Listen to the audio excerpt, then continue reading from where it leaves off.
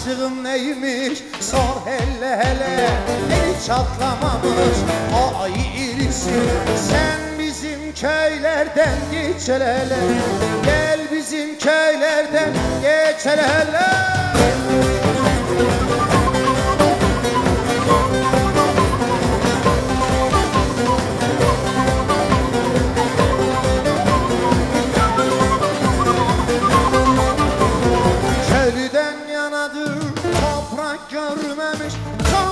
Görmemiş, viskiden gayrıya dudak sürmemiş. Ömür boyu serçe bile vurmamış.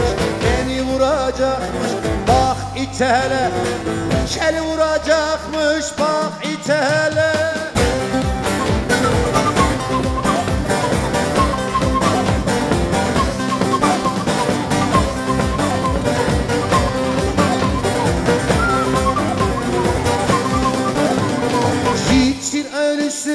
Dağlarda kalan, Maraş'ta kalan, Sivas'ta kalan, Çorum'da kalan, Edirne'den Ardahan'a, Anadolu'da kalan.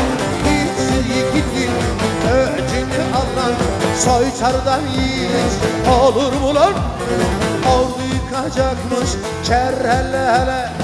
Ordu yıkacakmış ker hele hele hele hele hele hele hele.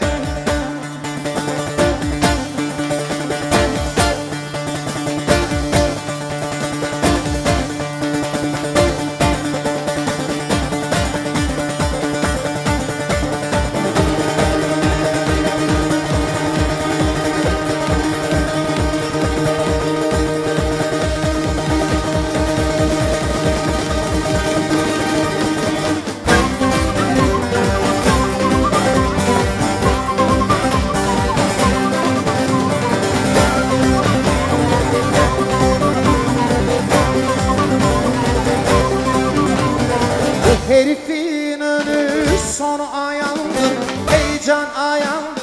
Anlayan benim sözüm beyandır. Senden korkan hayvan, oğlu hayvandır. Gel de Mahsuni vur hele hele. Senden korkan hayvan, oğlu hayvandır. Gel de Mahsuni vur hele hele. Gel de Mahsuni